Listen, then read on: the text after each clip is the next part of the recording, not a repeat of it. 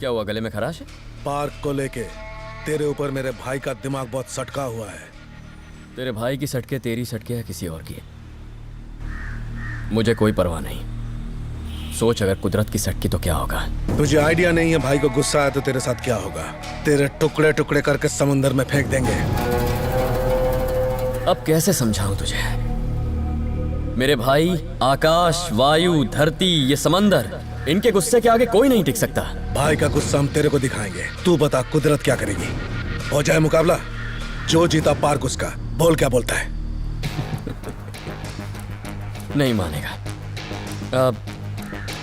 पर तुझे पूरा सीन दिखाने से पहले मैं छोटा सा सैंपल दिखाना चाहता हूं। आई प्रॉमिस, ये बस एक छोटा सा सैंपल होगा।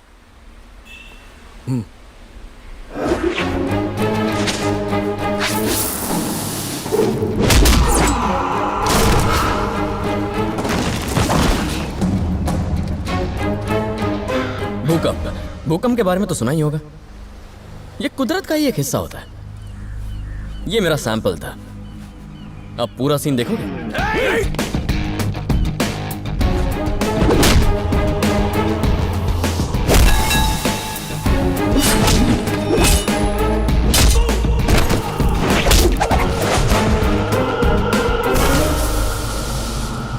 और ये बवंडर था।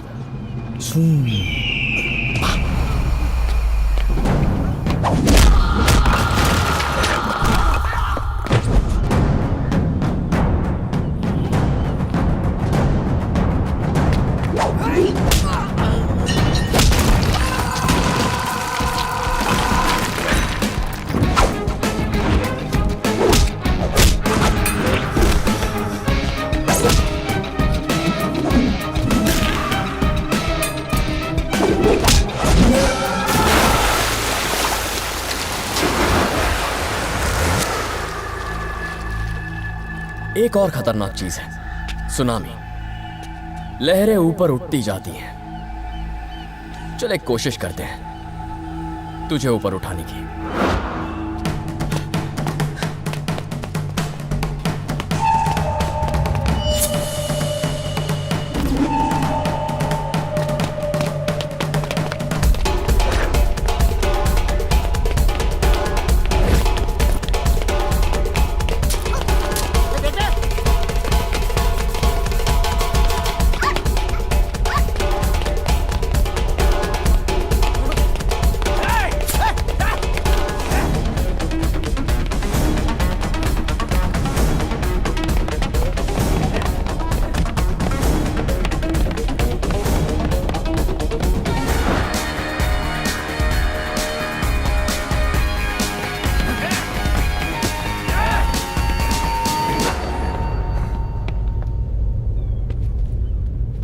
भाई कुदरत का कहर देख लिया मैंने, समझ गया तेरी बात। जाने दे मुझे। कुदरत वैसे तो कहर नहीं बरसाती, पर जब बरसाती है तो कोई उसे रोक नहीं पाता। जब तक तबाही का मंजर नहीं दिखाती, रुकने का नाम नहीं लेती।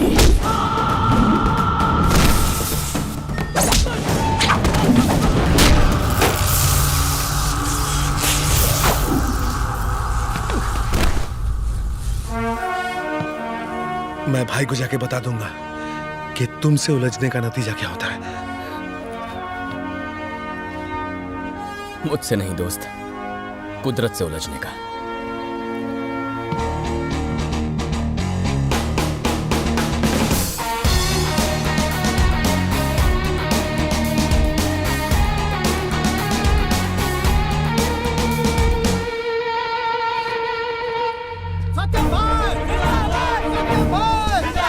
भाई आप ठीक तो है ना? ठीक तो है ना?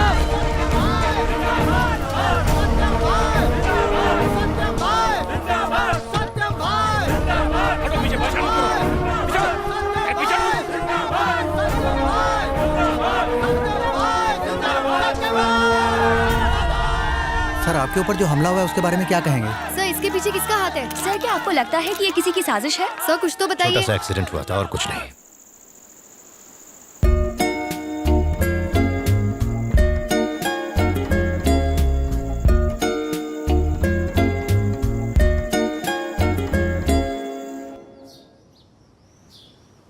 दिया,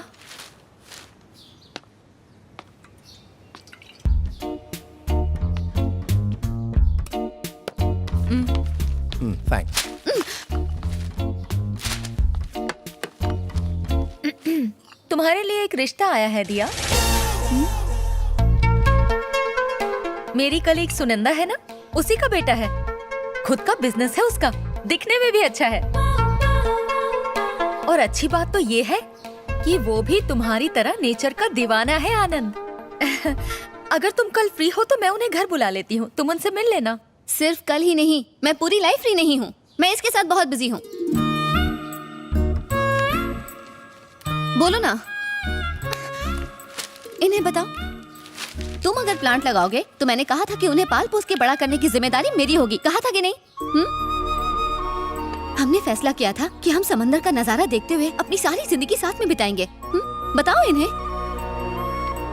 हमने ये सोचा था कि अगर लड़का हुआ तो उसका नाम प्राकृत रखेंगे और लड़की हुई तो उसका नाम प्रकृति रखेंगे। बताओ इन्हें कि मैं तुम्हारी जिंदगी हूँ।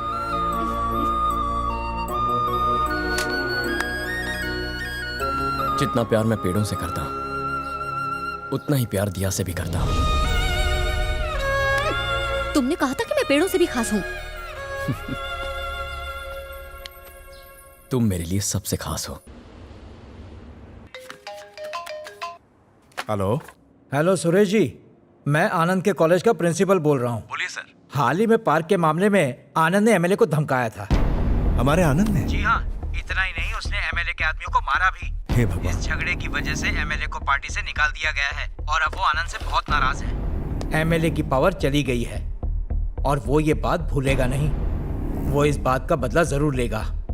मेरी मानिए तो बेहतर होगा अगर आप आनंद को कहीं दूर भेज दें।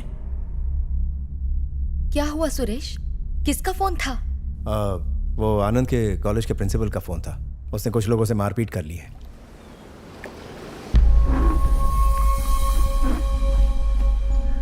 बड़े इंटरेस्ट से देख रहे हो। ये समंदर तो तुम रोज देखते हो। हाँ, पर ये रोज नया लगता है। तुम्हारी तरह। पिताजी की तबीयत पहले के मुकाबले अब बेहतर है। ही इज ओके ना। तुम्हें वो रिसर्च के लिए बाहर जाना था ना? Why don't you go now? ऐसा कुछ अर्जेंट नहीं है अंकल। बेटा, तुम्हें जाना है तो तुम जा सकते हो। आज या कल का प्रोग्राम बना लो। टिकट्स बुक करके मैं तुम्हें बताता हूँ।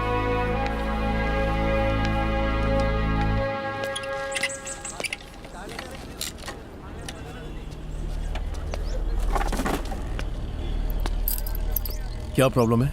स्कूटर में प्रॉब्लम नहीं है, कुछ और प्रॉब्लम है। दरअसल मुझे सत्यम जी से मिलना है। फिलहाल वो किसी से नहीं मिल रहे। सर, बहुत अर्जेंट काम है। मैंने कहा ना, वो किसी से नहीं मिलना चाहते। उन्होंने अब वैसे काम करना छोड़ दिया है। जनता गराज अब सिर्फ गाड़ियों की मरम्मत करती है। आप जाइए यहाँ से। सर प्लीज सर, सिर्फ एक बार उनसे मिलवा दीजिए प्लीज। सुनो, आज से ये रोना धोना पुलिस के सामने करना। जनता गराज के पास आने की जरूरत नहीं। चलो निकलो निकलो यहाँ से।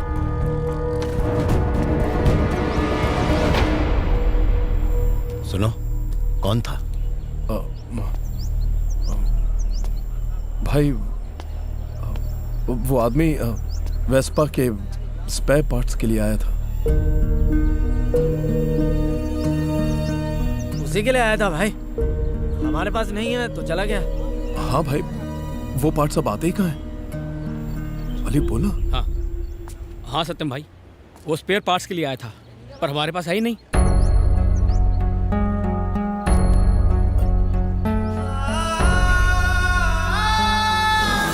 भाई भाई भाई भाई भाई भाई,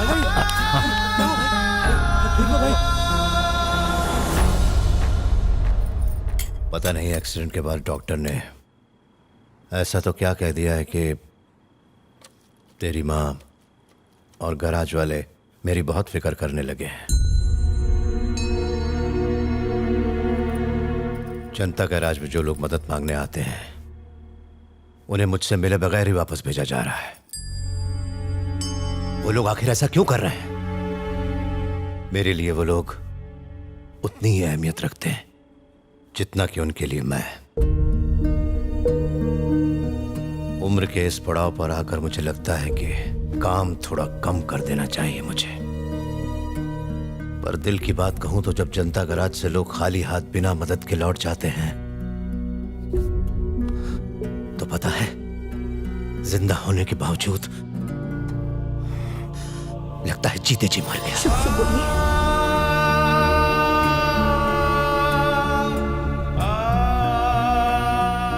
वक्त आ गया है कि तू इस जनता गैराज की जिम्मेदारियां अपने कंधों पर ले ले। कौन सी जिम्मेदारियां? गाड़ियों की मरम्मत की या लोगों की मरम्मत की? ऐसे कह रहे हो जैसे कोई बहुत बड़ी पॉलिटिकल पार्टी या कोई बड़ा बिजनेस सौंप रहे हो। बात करते हैं। मेरे नजरिए में वो उन सबसे बढ़ के है। मेरे लिए नहीं है। गराज की उस सस्ती सी लकड़ी की कुर्सी पर बैठकर दिन रात लोगों की बकवास सुनना और गाड़ियों को ठीक करके कमाई गई उस चिल्लर को गिनना, मेरे सपने बड़े हैं। मैं कुछ और करना चाहता हूं, बड़ा करना चाहता हूं। राघव, राघव, तुम लोग खाओ। सत्यम जी, बदकिस्मती से हम पहले भी कई बार मिल चुके हैं, लेकिन आज पहली बार शुभ काम के लिए मिल रहे हैं। मैंने कभी सपने में भी नहीं सोचा था कि आपके परिवार से रिश्ता जुड़ेगा। मैं यहाँ अपनी बेटी और आपके बेटे की शादी की बात करने आया हूँ। क्या बात कर रहे हो? हाँ? क्या दिक्कत है भाई? ये मेरे ससुर हैं, इज्जत से पेश आओ इनके साथ। एक बात मैं काफी दिनों से बताना चाहता था, अब बता देता हूं। हम दोनों एक दूसरे से बहुत प्यार करते हैं, शादी करना चाहते हैं। हम लोग तो तैयार हैं, आप लोग इजाजत देना चाहें तो दे दीजिए। Thanks for coming uncle. अब हमें बाकी बातों पर चर्चा कर लेनी चाहिए। हम अपने परिवार के साथ बातचीत करके आपको बता देंगे। आपको बता देंगे मतलब? अब आपको किसको पूछना है? विला भी चाहता, और वैसे भी आपका फैसला कोई मायने नहीं रखता। राघव, जबान संभाल के। पद्मा, राघव सही तो कह रहा है। ये दोनों अच्छे खासे पढ़े लिखे हैं, अपनी जिंदगी का फैसला ये दोनों खुद कर सकते हैं।